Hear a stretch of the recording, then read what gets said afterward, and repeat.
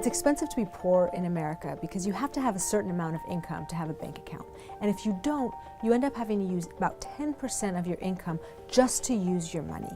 That's 10% that you could be using to buy food, a car, education. So you overdraw on your account for a little bit, you get a $35 fee. You don't pay that off, you get another $35 fee, right? Quickly those fees add up, and it turns out that it becomes very expensive to have a bank account if you have too little money.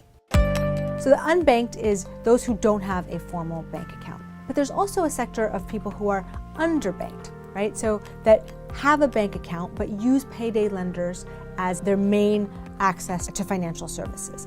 They look like they're informal mom and pop shops. They've got these neon signs. It seems very much part of the community, but they're not. They're multinational, massive corporations that are highly profitable. How do they make profits? They make profits because people are poor and they need these services. And so they charge the absolute maximum allowed by law. So if you need to borrow $400 and you go to a payday lender, you end up paying something like $1,500 to $2,000 by the time you're said and done.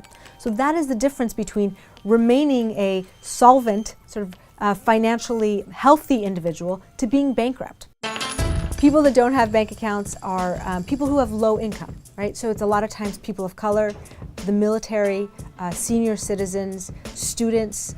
A lot of banks over the last several decades left low-income neighborhoods. And as soon as these banks left, they created banking deserts. And this is when the payday lenders and the check cashers moved in very quickly to fill these market voids. We used to have a lot of community banks. Bankers who were part of the community, they stay in the community and grow the community. Over the last 30 years, we had small banks swallowed up by medium-sized banks, and they're now just mammoth-sized banks. That's why today you have 5 or 6 big banks that dominate the banking industry. Our democracy is much healthier when we all have equal access to financial services and credit. And so far we don't have that.